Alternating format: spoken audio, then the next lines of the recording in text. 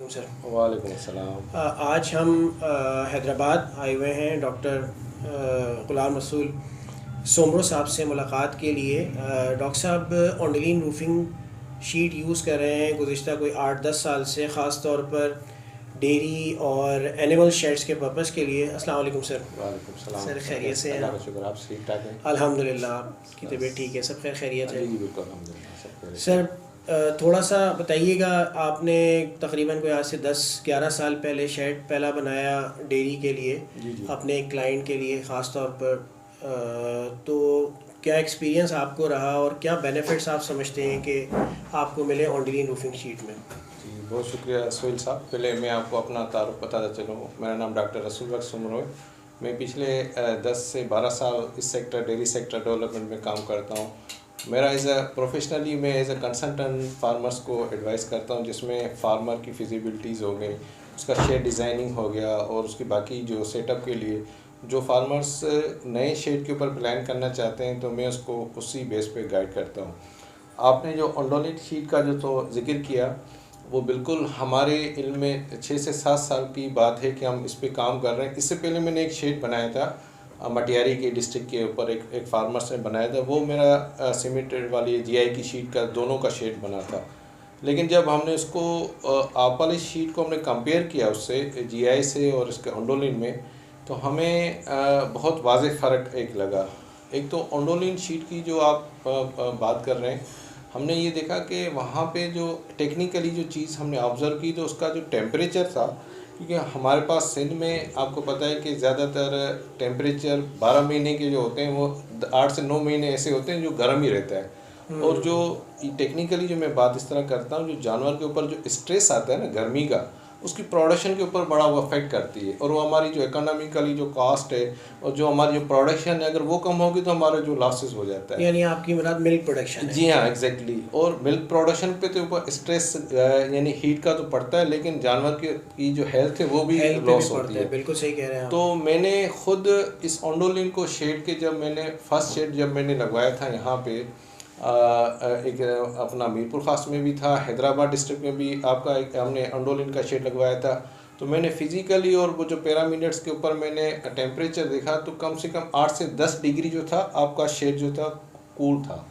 यानी अच्छा। बाहर के टेम्परेचर में और अंदर के टेम्परेचर में 8 से 10 जो था डिग्री वो यानी वो आपका अच्छा, शेड ये बड़ा। जो 8 से 10 डिग्री का फ़र्क बता रहे हैं, ये आपने किसी मीटर गेज पे चेक किया है या जी हाँ, अंदाज़ा मैंने था आपका? एग्जैक्टली हमने खुद इसको टेम्परेचर को चेक मैंने किया। जब सांगड़ में ये शेड लगाया था तो वहाँ पे जो मालिक था, ओनर था, उसने खुद मुझे बताया कि डॉक्टर साहब उसके ऊपर उस फार्मर के पास 2 शेड बने हुए थे, एक जीआई का भी था और ऑन्डोलिन का था।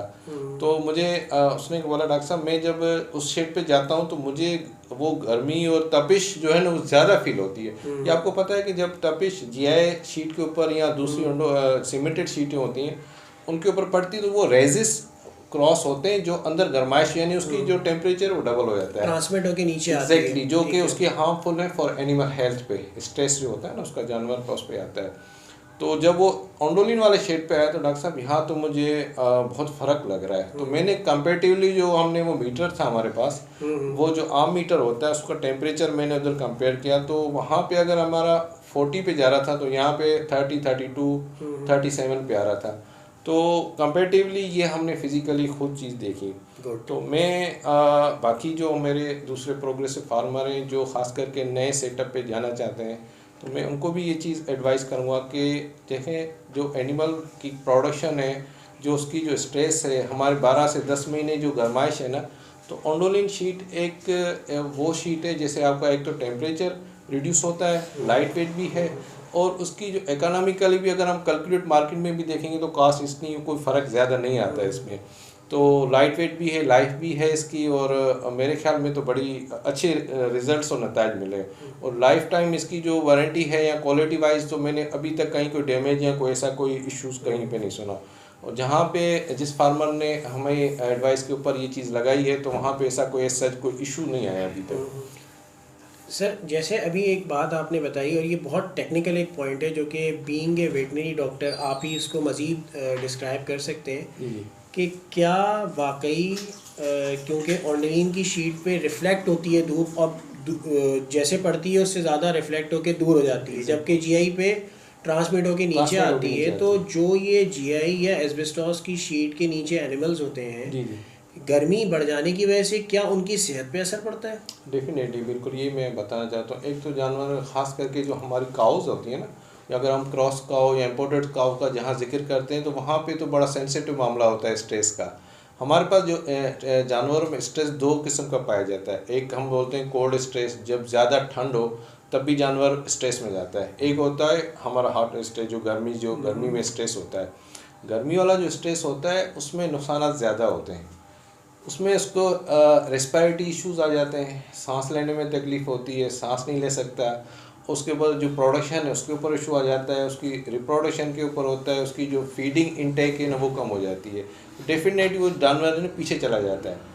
तो जानवर को भी एक एनवायरनमेंट चाहिए। एनवायरनमेंट अगर आपने उसको कूल एंड काम और कंफर्ट एनवायरनमेंट जब देंगे तो वो खुद ब खुद उसकी प्रोडक्शन में, हेल्थ में सारी चीज़ें कवर होती हैं। ये टेक्निकली चीज़ें जो है ना बड़ी वो मायने रखती हैं। ये एक बड़ा इंपॉर्टेंट पॉइंट है। अच्छा हुआ आपने इसको मज़ीद डिस्क्राइब भी कर दिया, क्योंकि यही वो पॉइंट है जिसको देखते हुए लोगों को अपने शेड को प्लान करना चाहिए, क्योंकि अल्टीमेटली उन्होंने प्रोडक्शन लेनी है। तो अगर एनिमल की प्रोडक्शन अच्छी नहीं आएगी, जैसे आपने कहा कि वो मिल्क कम कर देगी और वज़न उसका नहीं बढ़ेगा, तो वो अल्टीमेटली बीमारी की तरफ जाती है फिर उसमें।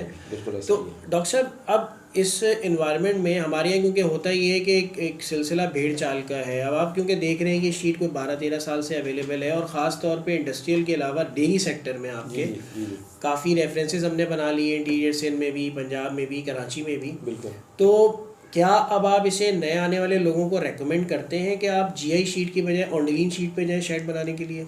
देखें सुहेल साहब, वक्त के साथ साथ जो हमारा फार्मर्स है ना, वो आजकल इंटरनेट का दौर है। ये आप ऑन्डोलिन की जब हम गुफ्तगू कर रहे हैं तो जो फार्मर्स होते हैं उसी टाइम नेट के ऊपर, और ये एक पॉजिटिव साइन है, बहुत अच्छी बात है। लोग बहुत अवेयर हो गए हैं, और आपकी इस बात को और मैसेज को मैं समझा कि काफ़ी लोग को पता भी होगा जहाँ जहाँ पे हमारा मैसेज या कहाँ पे जहाँ पे हम जाते हैं। और जो फार्मर्स है आज के दौर का जो फार्मर्स है ना, तो वो कहता है कि टेक्निकली चीज़ें जो होती हैं उनको समझता है और उनको अप्लाई करता है। ये जो हम पिछले 10-12 साल की जो पीछे की बात कर रहे हैं, तो जो स्ट्रक्चर बना, जो हमारे जो कन्वेंशनल मेथड है, सिंपल शेड बना दिया, कोई उसके ऊपर ख़र्चा नहीं है। जब उसके पास इतने महंगे कॉस्टली जानवर, इम्पोर्टेड जानवर जब वो अपने शेड में लेके आता है, तो वो डेफिनेटली चाहता है कि हमें उस जानवरों को वो एनवायरनमेंट मुहैया हो जिसमें वो इजी कंफर्ट हो। अब ये देखें टेक्निकली चीज़ें जो मैंने आपको इसके एक 2 या 3 जो एग्जांपल दिए, एक तो इस पर स्ट्रेस का, हॉट का जो गर्म रहती है शीट, उसमें एज कम्पेयर जो हमारी ऑन्डोलिन शीट है उसका टेम्परेचर रिड्यूस है, लाइट वेट है, उसका जो है हीट प्रूफ है। तो ये जो सिर्फ 2-4 चीज़ें भी हमारा फार्मर्स अगर समझता है ना, तो वो मेरे ख्याल में किसी और शीट के ऊपर नहीं जाएगा। तो ये बड़ी इंपॉर्टेंट हमारे टेक्निकली पॉइंट ऑफ व्यू से भी है, और उस कास्ट वाइज भी हम अगर इकोनॉमी की कास्ट करेंगे तब भी उसके हिसाब से जो है ना बेनिफिट है। और अगर वो मिसाल एक है कि अगर जीआई शेड जो है वो थोड़ा एक्सपेंसिव पड़ भी रहा है, तो उसको फार्मर को ये भी एक पॉइंट मद्देनज़र रखना चाहिए कि उसका जो बेनिफिट है वो अल्टीमेटली वो एनिमल की शक्ल में वापस वसूल कर रहे हैं, कि जब वो हैप्पी है तो वो प्रोडक्शन बढ़ाएगा और उनकी प्रोडक्टिविटी भी ज़्यादा इम्प्रूव होगी। एक और बड़ा एक ट्रेंड आजकल पाया जाता है कि क्या ऐसा है, ये एक सवाल है मेरा आपसे, कि क्या हमारे यहाँ डेयरी सेक्टर ग्रो कर रहा है, नए नए इन्वेस्टर आ रहे हैं इसमें? हाँ, आप कह सकते हैं, क्योंकि जो मेरा अपना तजर्बा है पिछले 8-10 साल का है, जो लोग जो है ना अभी डाइवर्ट हो रहे हैं इस सेक्टर के ऊपर। हमारी आने वाली जो आगे वाला जो सेटअप है ना, वो समझो आपका दूध और गोश्त की जो है ना वो शॉर्टेज और उसकी डिमांड बढ़ेगी। लोग इसके ऊपर दुनिया में आप देखें, हम 4th और 3rd पे कम्पीट कर रहे हैं मिल्क के ऊपर ना, तो हर घर पे दूध और खाने के लिए आपको जो गोश्त और दूध की ज़रूरत चाहिए। और ये वो सेक्टर है जो हर कोई जो इंडस्ट्रियल या बड़े बड़े लोग हैं इसके ऊपर डाइवर्ट हो रहे हैं, और इस बिज़नेस के ऊपर उनका अपना पर्सनल इंटरेस्ट भी ले रहे हैं, और इसके ऊपर वो समझ रहे हैं कि इसकी जो है ना आगे प्रॉफिटेबल बिजनेस है। तो और मैंने चेंजिंग देखी है, काफ़ी ऐसे प्रोग्रेसिव फार्मर्स अब डाइवर्ट हुए कमर्शियल फार्मर पे। अब उनकी जो सिलेक्शन है, ख़ास करके मैंने ये भी देखा है कि जो हमारा पहले जो सिस्टम था वो कन्वेंशनल मेथड था, सिंपल हमने शेड डाला, जानवर डाले और हमने छोड़ दिए। लेकिन नहीं, अब जो चेंजिंग ये आ गई है कि फार्मर्स खुद progressive farmer technically mechanise system के ऊपर जा रहा है। यानी ज़्यादातर उसकी, जैसे आपके बाहर के मुल्क में आपने देखा होगा कि नंबर ऑफ़ एनिमल्स ज़्यादा होते हैं और जो एम्प्लॉई और वर्कर होते हैं उनकी क्वांटिटी कम होती है। वो वजह ये होता है कि उसका जो पूरा जो स्ट्रक्चर और उसका जो पूरा शेड और फार्म बना होता है वो मैकेनाइज होता है, ठीक है ना। लेबर आपकी ट्राली, फीडिंग ट्राली के ऊपर हो रही है, आपकी गोबर और वॉशिंग के लिए मशीन बनी हुई है, मिल्किंग पार्लर बना हुआ है, चिल्लर लगे हुए हैं। तो ये आस्ता आस्ता जो देखें, नो डाउट कि आप एक बड़ा सेटअप जब बना रहे हैं कॉस्ट वाइज तो उसके ऊपर खर्चा होता है लेकिन वक्त के साथ साथ ये होता है कि आपको ये चीज़ एहसास होता है कि ये मैं अभी फ़ायदे में जा रहा हूँ, लेबर की मेरे पास फटिंग नहीं है, मेरे पास हाइजीनिक मिल्क है और उसकी डिमांड मार्केट में मैं ऑन द स्पॉट जो है मेरी सेल हो रही है। तो लोग अभी इस चीज़ के ऊपर काफ़ी आमादा भी हो गए और समझ भी रहे हैं और डाइवर्ट भी हो गए इस चीज़ को। डेयरी सेक्टर के अभी यानी कि हम कहते हैं कि वो बहुत तेज़ी से आगे जा रहा है, ग्रो आने वाले दिनों बिल्कुल ग्रो कर रहा है। जैसे आपने अभी मिसाल ये पेश की कि बाहर किस तरह काम होता है कि कम मुलाजमीन ज़्यादा मशीनरी जी हाँ वहाँ होती है, क्या ये ट्रेंड पाकिस्तान में शुरू हो चुका है? हाँ, 100% तो हम नहीं कह सकते, लेकिन ये कि लोग आस्ता स्लो स्लो इस चीज़ को अडॉप्ट कर रहे हैं। हाँ बिल्कुल। जैसे अभी देखें ना, अभी जैसे छोटी सी मैं आपको मिसाल दूँ साइलेज की, ख़ास करके हमारे इधर सिंध प्रोविंस में ट्रेंड आज से पिछले 5-6 साल से इतना नहीं था। कमर्शियल फार्मर को कोई शॉर्टेज पीरियड में आपका नेमुल बदल नहीं था किसी का फाडर का। तो साइलेज का ट्रेंड बढ़ा आस्ता आस्ता, अब लोगों ने समझा कि इसकी इंपॉर्टेंस क्या है कि शॉर्टेज पीरियड में हम इसको यूटिलाइज। इसी तरह मशीनरी है कि उसके ऊपर जैसे मिल्किंग मशीन पहले नहीं थी बफ की, और उसके ऊपर काउस के ऊपर लोग सोचते थे यार ये प्रॉब्लम होगा, ये इश्यूज आएंगे, लेकिन वो ट्रेंड अभी लोग जो हमारे यानी कि 10 जानवर पे अगर एक बंदा काम कर रहा है, 100 जानवर है, 10 हमारे जो खाली लेबर उसके ऊपर है आपकी मिल्किंग के ऊपर, वहाँ पे अगर आपका मिल्किंग पार्लर या वो लगा हुआ है तो वहाँ पे आपके 2 बंदे जो है ना इनफ हैं। 2 से 3 बंदे होंगे, एक जानवर को एनिमल्स को जो आपकी मिल्किंग एनिमल्स के ऊपर पार्लर के लिए ओपन करेगा, दूसरी उसकी मिल्किंग मशीनें लगेंगी और तीसरा ऑटोमेटिकली मिल्किंग होती हुई जानवर जो है ना उस पर अपने सिस्टम में। तो ये एक छोटा सा मैं आपको एग्जाम्पल दे रहा हूँ कि लोग अभी इस तरह इस सिस्टम में आस्ता आस्ता जो है ना वो कन्वर्ट हो रहे हैं, मैकेनाइज सिस्टम में आ रहे हैं। लेबर जो है ना उनकी फटिंग कम हो रही है, मैकेनाइज सिस्टम पे आ रहे हैं और ये उनके लिए इन फ्यूचर है। वो समझते हैं कि ये फटिंग से हमारा खुद भी फ़ायदा है बहुत बहुत फ्यूचर में। बिल्कुल ठीक है। बीइंग एग्रीकल्चरल कंट्री जैसे पाकिस्तान कहा जाता है, तो हमारी ये 2 बैकबोन है, ज़राअत और ये लाइफ स्टॉक का वो। अच्छा, आप छोटा सा एंड में एक अपना जो आप जिस सिस्टम पे आप काम कर रहे हैं, यानी आप शेड डिज़ाइनिंग भी पूरा प्रॉपरली करते हैं, यानी आप वर्टिकल बेसिस के ऊपर पूरी एक डिज़ाइन करके देते हैं। तो अगर मुख्तसरन वो एक एक्सप्लेन कर दें कि कहाँ से लेके कहाँ तक आपकी सर्विसेज हैं, हम अपने व्यूवर्स को आपके जो है इस वीडियो के लिंक में जो है आपका मोबाइल नंबर भी कर देंगे, ताकि कोई नया फार्मर आपसे कांटेक्ट करना चाहे, आपकी सर्विसेज लेना चाहे वो। तो एक मुख्तसरन सिर्फ ये बताइएगा इन शॉर्ट कि आप क्या क्या सर्विसेज किस तरह देते हैं। हाँ जी सोहेल भाई, इसमें ऐसा है कि जो फार्मर्स जो ज़ीरो से एक स्टार्ट करना चाहता है कि उनके लिए हम ये इस तरह करते हैं कि पूरी एक फिजिबिलिटी प्लान करते हैं कि फर्स्ट ऑफ ऑल हम ये करते हैं कि फार्मर की अपनी विश क्या है, उसकी अपनी रिक्वायरमेंट्स क्या होती हैं, ठीक है। वो सेटअप कहाँ से स्टार्ट करना चाहता है, 50 एनिमल से लेना चाहता है या 500 एनिमल्स पे जाना चाहता है।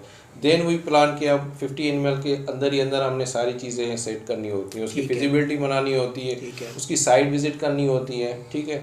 उसके ऊपर फिर हम जो selection of animals is very important है, उसके ऊपर हम उनको पूरा एक प्लान बना के देते हैं कि आपको मिल्किंग हर्ट्स कितने लेने चाहिए, ईफर्स कितनी है, काफ कितने होने चाहिए, एआई का सेटअप करना चाहिए या आपने अपना नेचुरल कोई ब्रीडिंग का सिस्टम करना चाहिए।